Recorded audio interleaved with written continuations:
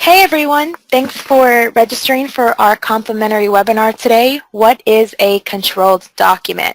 We're excited to have you with us and thank you again for registering. And let me go ahead and introduce our presenter today, Oscar Combs. Oscar Combs is a senior consultant of the ISO 9001 group.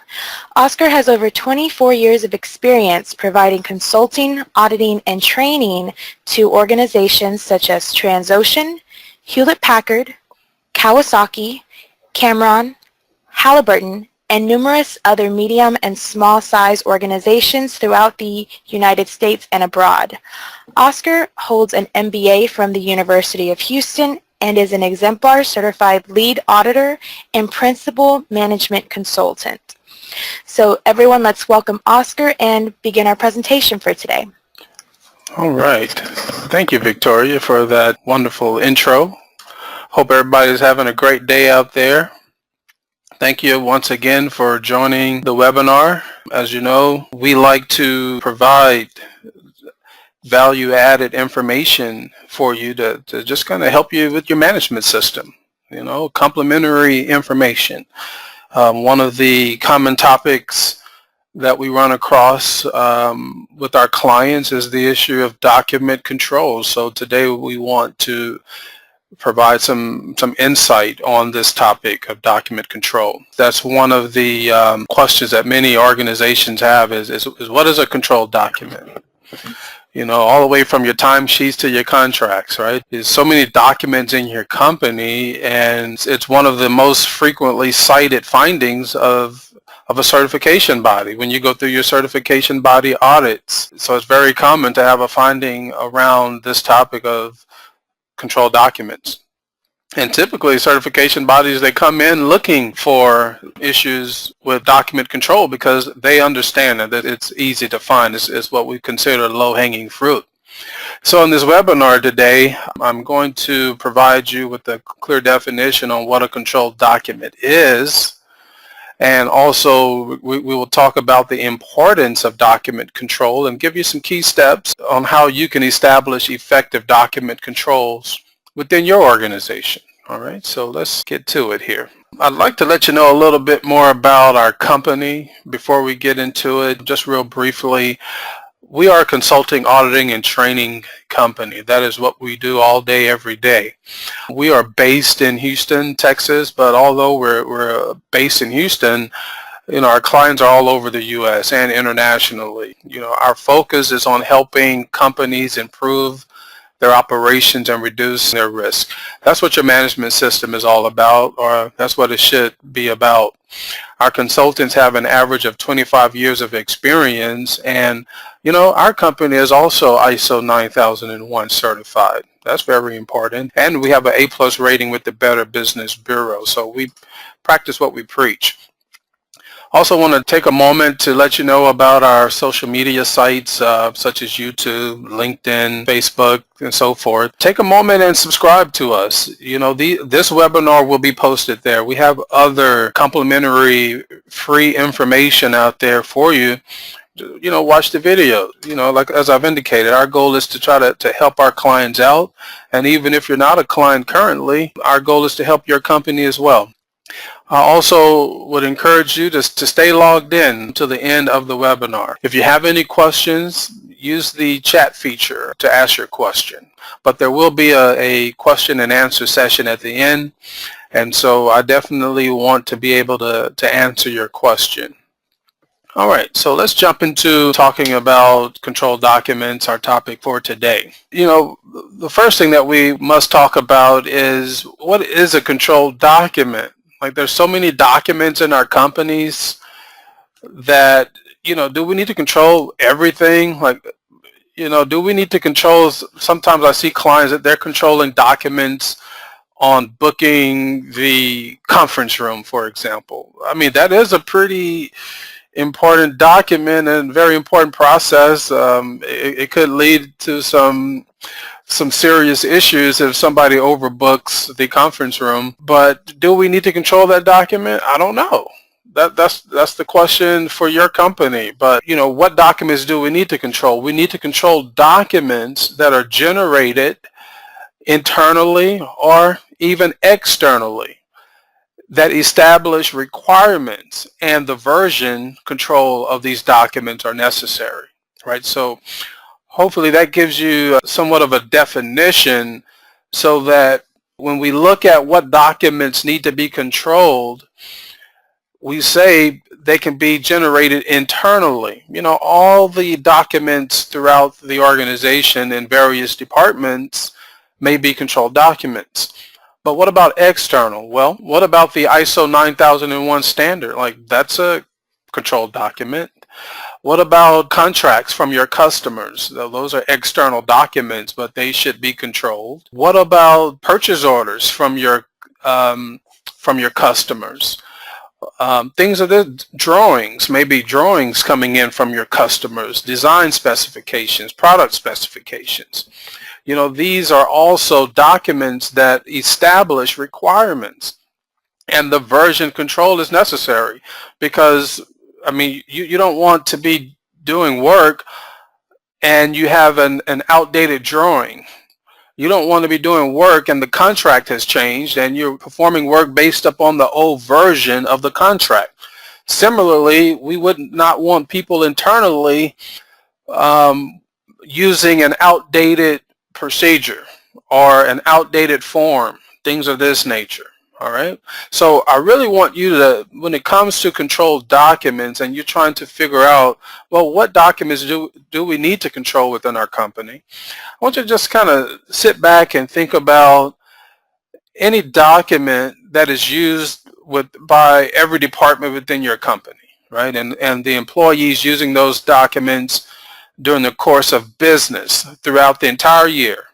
Like, if you just sit back and think about it, and if you go to every department and survey, what documents do you guys use, right?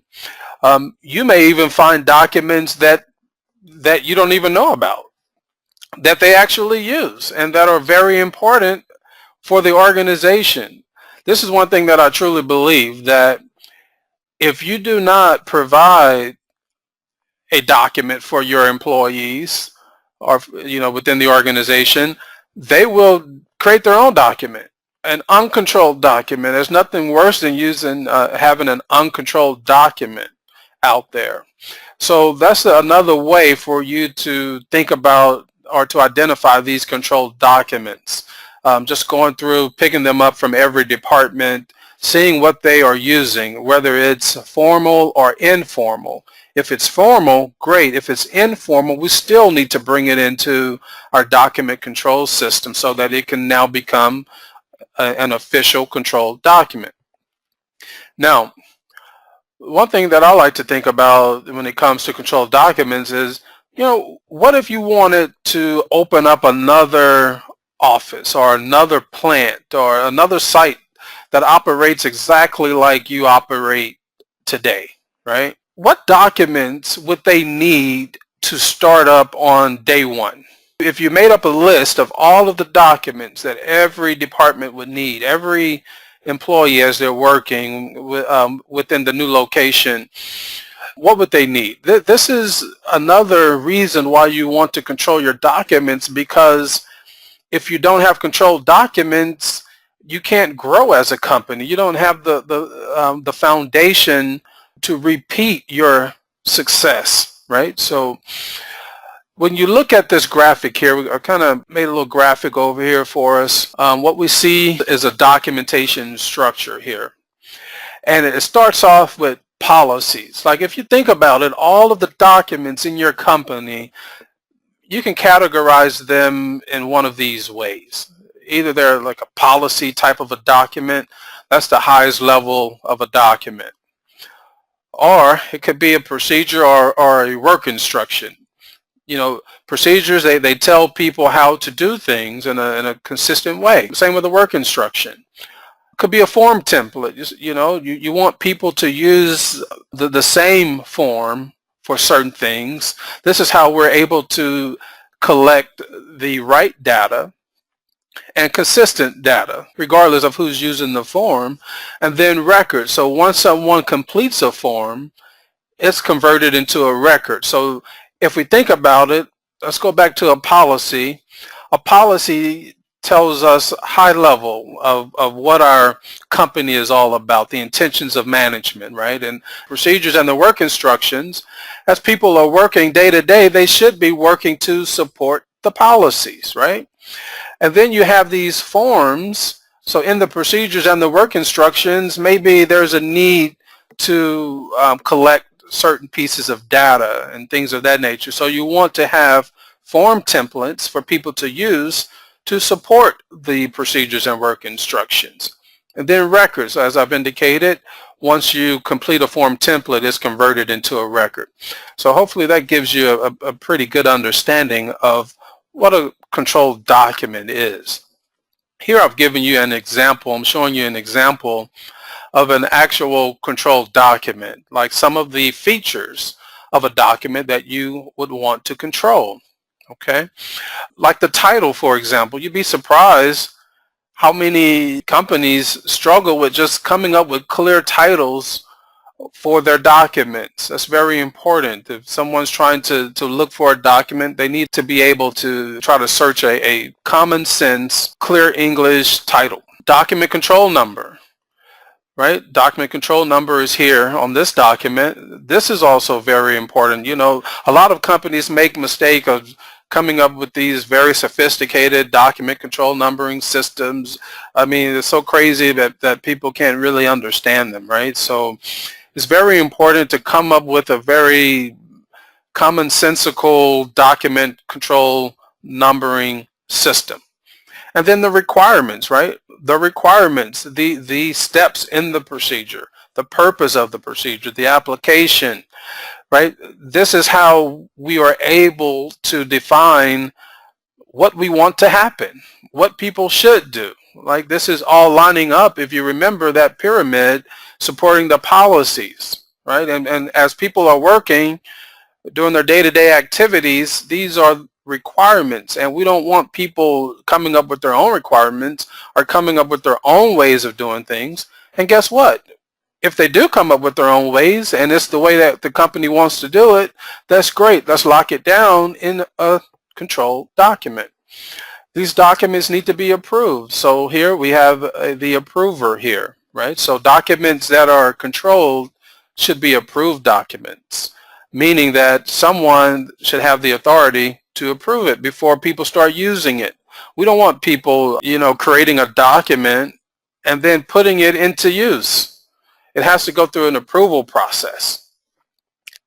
Issue date. When was the document issued? So over here in this example, we see an issue date, right? So when someone picks up a document, they can see, oh, this is the latest version of this document. Or I have a document that was issued on this date, and here's another version of this document that was issued on a different date. So which one is the latest document, right? So if you don't have these things, you're not able to make that decision, or the person is trying to use the document can't make that decision. We also need to control how people access the document. You know, how do people access these controlled documents? That's the whole concept of controlling documents, is that someone should be able to go somewhere, maybe to your network, maybe to your intranet, and get the latest version of the document for the company. And then a revision. So here we can see that this document says revision 0. So along with the date and the revision number, this gives someone some assurance that they are using the latest and greatest document. As I've stated, this applies to your policies, your procedures, your work instructions, your form templates, and all of that. And the distribution, you know, just think about this. If your customer has requested a copy of a certain procedure within your company, maybe for contract purposes, and you've provided that to them, and then let's say you actually revise that procedure, but you forget that you need to give that customer a copy of the revised procedure as well, because it's part of the contract. So that's why it's very important to know the distribution of your documents. That these are the main elements of controlling documents that you need to be aware of. So I want to talk about 10 signs of poor document control. So I want you to just kind of sit back, and you guys, you see this guy with his, he has his hands on the back of his head, right? Looks a little confused. That's how your employees feel when you have poor document control. They're confused. They're trying to get work done, but they're having difficulty because they don't have controlled documents. So if you have any of these 10 things, you may want to really look at your document control. One, when you pick up a procedure, does that procedure actually reflect how things are currently done, right? Like, is it current? Number two, are employees able to create their own documents within your company? Like, can they go and create a Word document and call it a procedure and then they start using it?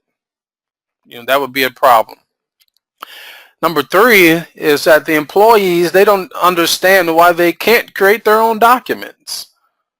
So that's a more of a training issue at that point. The employees need to understand the concept of document control and why, not that we're trying to control things, but the business reason why employees can't just create their own documents. That's what they really need to understand. Do you have employees that are storing documents on their local computers? Now, look at your neighbor, maybe to the left and maybe to the right. They may be guilty. Or pull out that mirror and it may be you. I'm not sure. But ask yourself, are you storing documents on the local desktop? Like, that's way out of control. We shouldn't be doing that. Number five, certain employees know how to execute procedures, and let's say that employee goes out on vacation. Employee can't even take vacation because only certain people know how to do things, right? And when that person is out, processes just totally stop, right? Well, that's the purpose of document control, so that we have current procedures, we have our processes and procedures documented, they're accessible, they're current, so if somebody is out, they can, work can carry on. Number six, procedures are inconsistently executed. So maybe same procedure over here at site one, or the other one, site two, people are doing things differently. It's hard to run a business when everybody is doing things differently, and they're supposed to be doing the same thing, but they're doing the same thing differently. That's a challenge for a company. It causes a lot of problems. Number seven, not sure who has copies of certain documents, right? So we kind of talked about that. If one document has been distributed amongst certain individuals and is changed or revised, those individuals need the latest copy as well. And if we don't have a good understanding of our distribution on the documents, we will not be able to do that. Number eight, when procedures are issued or changed, the impacted parties are not made aware of the new procedure. They're not made aware that something has been changed. These are all document control issues. Number nine, outdated documents are still accessible. So we've actually updated the document, but the new and the old document is still available to people. And number 10, unauthorized changes to documents are possible. People should not be making changes to documents if they're not authorized to do so. That's why we have a document control system. Right, so these are 10 little things that you can kind of look at within your company to determine the health of your document control system. All right, I want to give you 10 signs of a good document control. Number one, your documents have numbers. Your documents are registered. Access to these documents are controlled so people can access them, the latest documents. Number two, the current and controlled documents are accessible to the employees where they work, okay? Where they work, okay? That's very important. It's fine that you have access to the intranet and all the documents are on the intranet, but what about the employee on the floor or in the field? Do they have access to the documents that they need? Number 3, documents are protected and stored in a central location, such as the network. So if you have that, that's great. You're doing good. Number 4, are the documents in use, have they been officially reviewed and approved and issued? Right? Like, have they been tested before they are issued? That's what reviewed means. It's one thing just to write a document and issue the document, but let's test the document and approve it before we issue it to make sure that it's going to work. If it doesn't work on paper, just imagine somebody trying to use it. Number 5, employees don't have access to documents from their desktop, but from control points of access. That's a good. So, that's discipline. If you can get your employees to exercise that discipline of not storing things on their desktops and going to the control source of access, that's really great. Number 6, when you do have changes, your documents are revised. They go through the approval process and they're reissued. That's a sign of a really good, healthy document control system. Number 7, outdated documents are taken out of circulation. So if something is obsolete or it's been superseded by another version, the old version needs to be taken out of circulation so people don't even have access to the outdated version of the document. Number 8, are impacted parties formally notified of issued or revised documents? We need to tell people, hey, this document has been issued. It's been revised. Don't just change it out on your intranet or your folder. You got to communicate it to the people who need to know. People are out there trying to use these documents, right? Number 9, the distribution of the documents are clearly defined. So we kind of talked about how important that was already. And number 10, that the documents are easily found and retrievable. This is how I know in an organization if they have a document control issue. I ask them, hey, can they pull a record, and it takes them like 30-40 minutes to find the record. That, to me, right away tells me that we have some document control issues. So if you also assess your company's document control based upon these 10 things, this will also give you an indication of how good your document control is on things that you should be doing, okay? Now, I want to also kind of give you 10 steps to establish effective document control.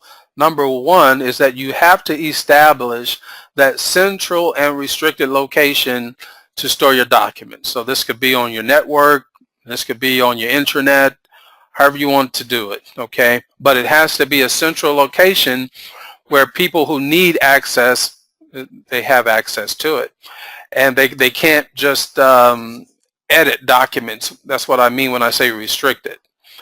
Number 2, we need to go and work with each department within our organizations and to identify documents that they use on a day-to-day basis throughout the year. I like to say throughout the year because we just say on a day-to-day basis. Well, I want you to think about the whole year. Like, what documents do we use throughout the whole year?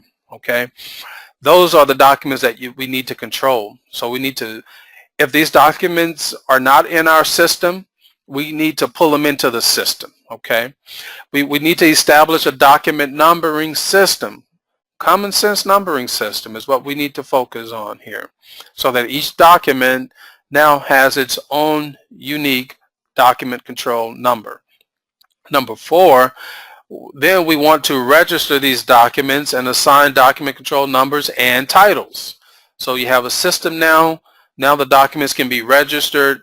They can be assigned a number and give them a good, clear title. You also, number 5, you want to establish templates.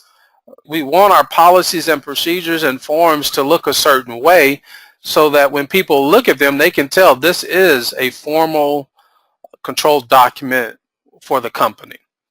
Number 6, these documents then need to be submitted for review and approval. We do not want to just generate documents and don't get them approved. Number 7, now once they are approved, they can be posted, in this central and restricted location that you've established in step 1. Number 8, then we need to communicate to all the impacted parties. Now these impacted parties could also be external parties as well, right? Regarding the documents and where they can locate the documents. So for external parties, of course, you may not want them coming in on your server or your intranet. So there's other ways that you can grant access to external parties. Number 9 is that we want to ensure that our documents are backed up. Always ensure that all of your control documents are backed up, because someone accidentally hits the delete key and we want to be able to restore a document. And then number 10, you want to make sure that when changes do occur within your company, that you're able to control those changes through the revision process and get the document reapproved, okay? So these are 10 steps. Hopefully they help you actually establish effective document control within your company. So Victoria, do we have any questions for me? Yes, we have a couple of questions here. So the first question is, do we have to control every document within our organization? Well, that's a question for your organization.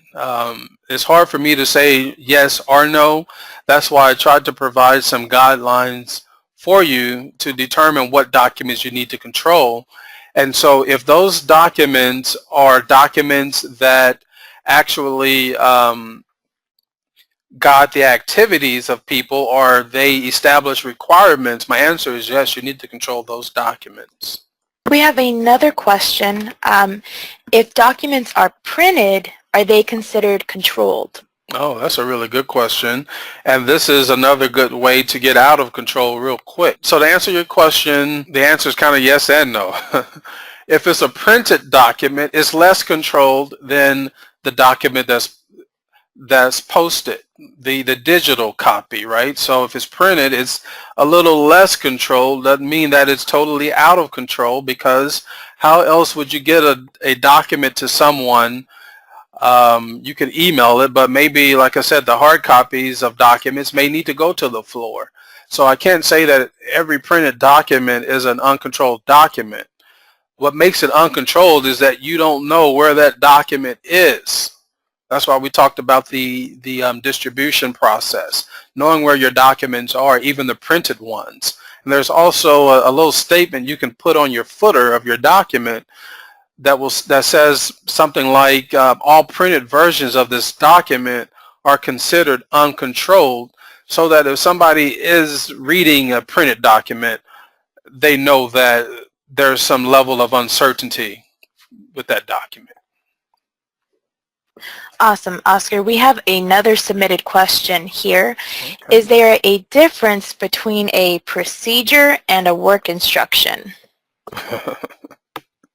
No, that has nothing to do with our topic today, document control, but it kind of does.